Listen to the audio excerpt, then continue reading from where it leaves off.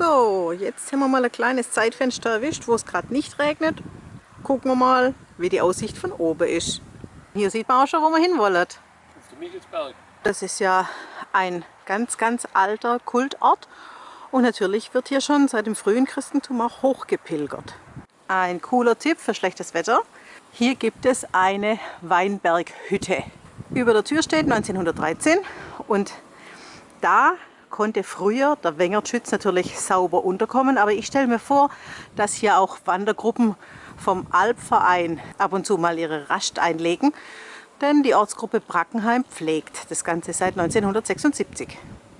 Die Scharniere zeigen an, dass hier früher Fensterläden dran waren zum Schutz und auch eine Türe mit Riegel und eine Vielzahl an Inschriften, die natürlich hier in dem Sandstein ganz leicht anzubringen sind, verraten uns, in welchen Jahren hier schon die Leute waren.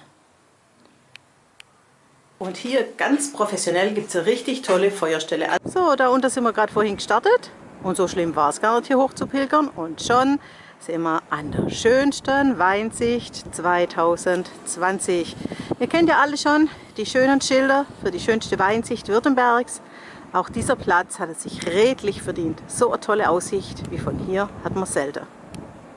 Dort unten im Tal ist der Vergnügungspark Tripsdrill mit alle möglichen tolle Achterbahnen.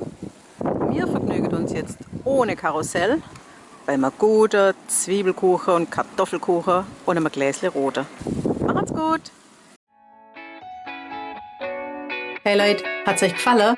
Dann guckt doch öfter mal in meinen Kanal rein oder auf meine Homepage, da hat's ein ganz nettes Programm. Bei uns ist nämlich etwas Butter.